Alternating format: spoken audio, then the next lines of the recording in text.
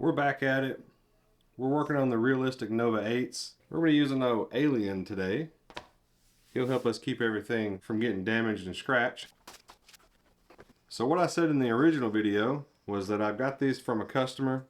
It's the receiver, the Harman Kardon receiver, and these two realistic Nova 8s. He asked me to go through them. The individual he purchased them from said they were working and there wasn't any issues. What we've seen in the past is anything with vintage, if it has to travel, there's things that can go wrong. We've already went through the receiver. Everything looks good there. We've already went through one speaker at this time. Did have to fix a few things there. Now we're going to go through this one as well. Alright, let's get that pulled over to the side there. So these are a wood veneer.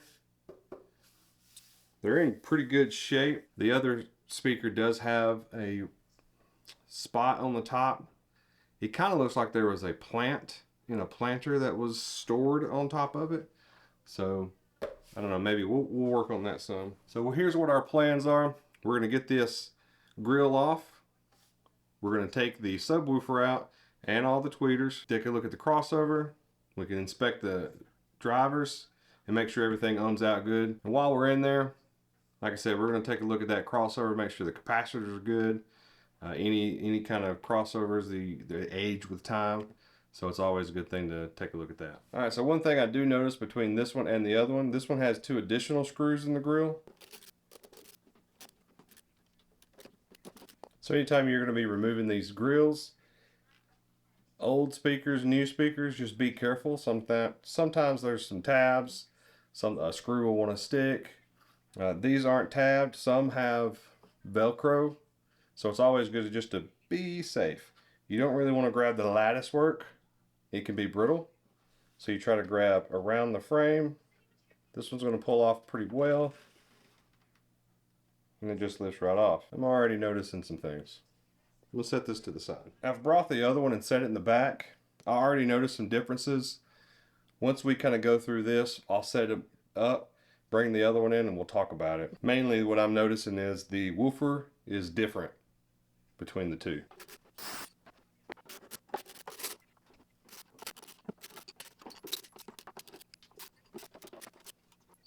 Alright, now that we've got all the screws out, what we're going to do is individually take these speakers and ohm them. We're going to check the ohms and make sure that the speakers are reading at the correct rating.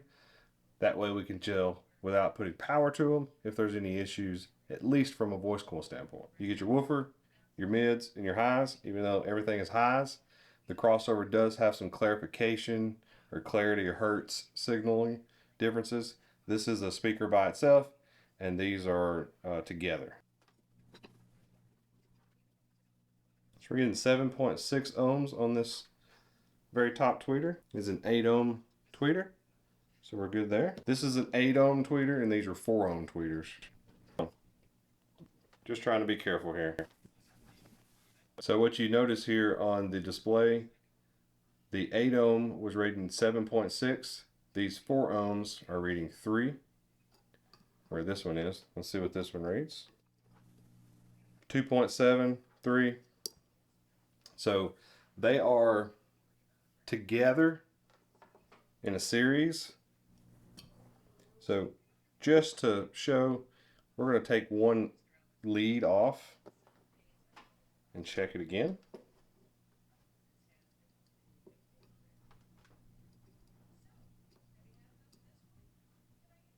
Now we get 4.1.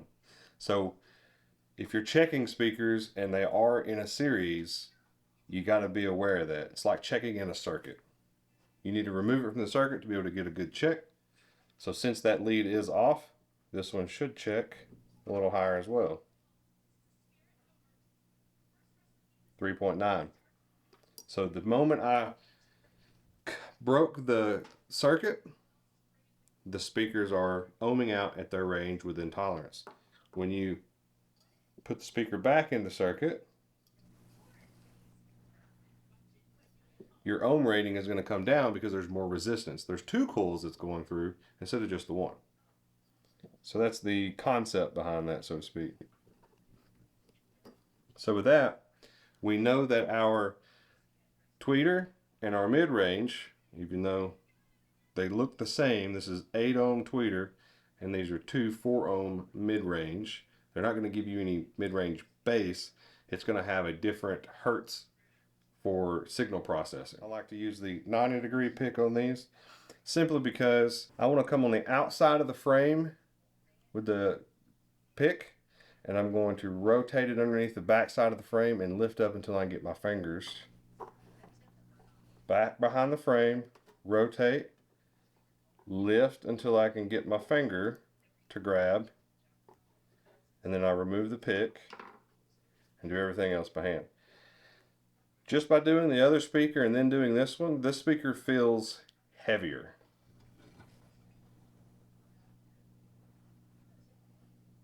We're going to remove this one completely. So we're going to set this to the side. It does look pretty crusty. And notice around that dust cap, that is like sandpaper. It's very interesting. And it is a foam surround. You can see the surround is foam.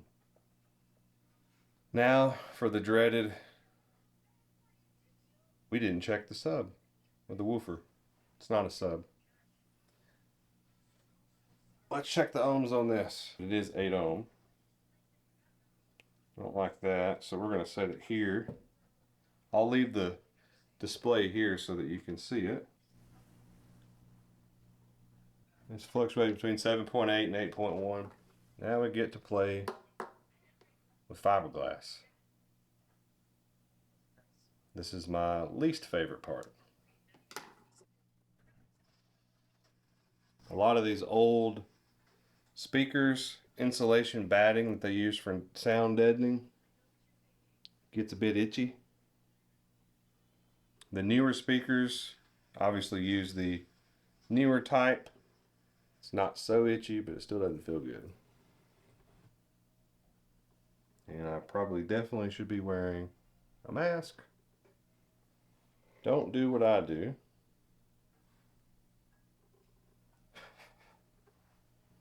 Just toss that in the floor. And what I noticed on the other one, same as this one, the sound material is just in the woofer cavity. There's nothing behind any of the tweeters. Now the tweeters do have a cone. It's not a full seal from the air cone. This is a sealed box. So these are getting a little bit of pressure from this woofer when it's driving. And I can say the crossover is slightly different as well. So this might not be a matched pair. This may be the same setup. Right? It's a Nova 8, but they may be from different times from the manufacturing line. The crossover here seems, the layout's the same size, but some of the components are a bit smaller. So we'll try and compare that back to the other one. It's not going to be the most clear picture of what's going on. I'm going to have my hands in. It's going to be very hard to see a lot of what's going on. So I'll be using an ESR meter. We'll get this turned on. Anytime you're going to be using an ESR meter, make sure you zero it out. So this is powered up. To zero it out, we're going to connect our two leads. You'll notice it's reading. Press and hold the 0, then let it go and it will 0. So now you see we are zeroed out. Now the leads on an ESR meter are very short. You cannot replace these with long leads. You will not get the reading you're supposed to get. They have to stay this short. This is a very cheap ESR meter compared to some of the ones that you can pick up. This has a chart. This chart gives you a reference for the microfarad and the voltage of the capacitor. I find that I very rarely land exactly within the microfarad and the voltage. So there's a little bit of math and extrapolation that you have to do. So just be aware of that if you choose to buy this one. So I'm just going to kind of set it in here and see if I can, maybe you can see it. Yeah, you can see it. The two leads up and it will give a reading. So we're getting 1.28 1.29. Now it's referencing a 25 volt cap. This particular cap is a 50 volt at 4.7 ohms. And cap, I'm saying capacitor. So 4.7 ohms, 50 volts. On our little sheet, we only go down to 10 ohms, and we go all the way over between 35 and 63 volts. So a little extrapolation, we know that if it's 10 microfarad at 35, it needs to be below 3.2, and at 63 volts, it needs to be below 2.4. So being 1.2, well, almost 1.3, directionally, it's going to be a good cap, right? You can look that up, a little bit more granular detail, but after you do it for a while, you'll kind of get to remembering which ones are directionally correct.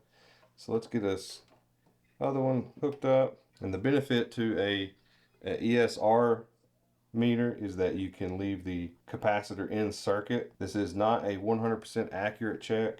Since we're getting 6, this is a 50 volt cap. Yep, it is 10 microfarad. So on our chart, 10 microfarad, and between 35 and 63, it's 3.2 and 2.4. So that capacitor is not reading good, right? So kind of the same issue we saw on the other one. Let me go dig out another capacitor and we'll take a look at that. All right, so we've got our capacitor here. You'll notice big difference in size. This is a premium film capacitor, 10 microfarad. This is an audio grade film capacitor. You will see some people that will do some audio work and they'll just put electrolytic capacitors in. If you're gonna have work done or if you're gonna do it yourself, just spend a little extra money and get the film capacitors that are for audio, because basically what we're doing is filtering with capacitors, and crossover engineering is complicated. There can be years of development time just fine-tuning the way a crossover works. So although it may look simple, replace a component, do this, do that, do it with high quality components and you'll have less problems. Pretty basic, right? So before we go throwing in additional components, let me just kind of give you an idea of readouts. This is our ESR meter again. Get it hooked up. So this one is reading 0.12. So our other one was reading 6. This one reads 0.12. Obviously it's brand new and it's out of the circuit. Now, we've checked that. You watched me take this out of the packaging. We didn't run audio to it. We didn't put power to it. These are the kind of things that you can find before having to hook anything up, and that will save a speaker or a crossover component from getting overcharged or the wrong signal, crisscrossed, applesauce, whatever. If you can stop it before it ever starts, just do it. Treat it like a forest fire, right? 90s kids, right? So let's see how this hunk's gonna fit in here. Not very well. All right, so you can't really see much. I'll try my best. It's not, yeah. There's not much I can do to help you with this one. Let me see. It's better than nothing. We'll give it a try. Yeah, it's not working very well.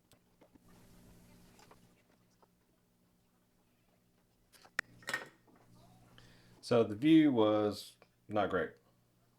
I don't think there was a view. But we have a capacitor and I'm already starting to itch. So now that that's in, let's just check it in circuit. So we're getting 0.16. Let's get everything put back in and put back together, and then we'll give it a good test. Ah, the fiberglass.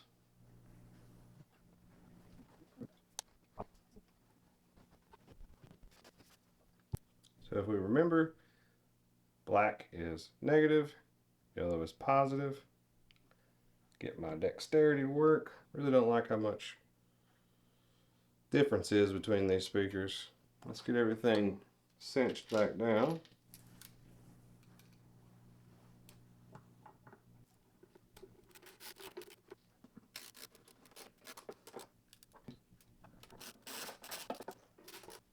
I do like that these are not wood screws. This is pressed wood. Now the outside is made out of real wood with a wood veneer, which kind of just make it out of the wood and stain the wood if you're going to make it out of real wood. But this inner portion is made out of press board. So it's good to see that it's not just screws into that, because it will just kind of deteriorate, especially with trying to take it out and work on it.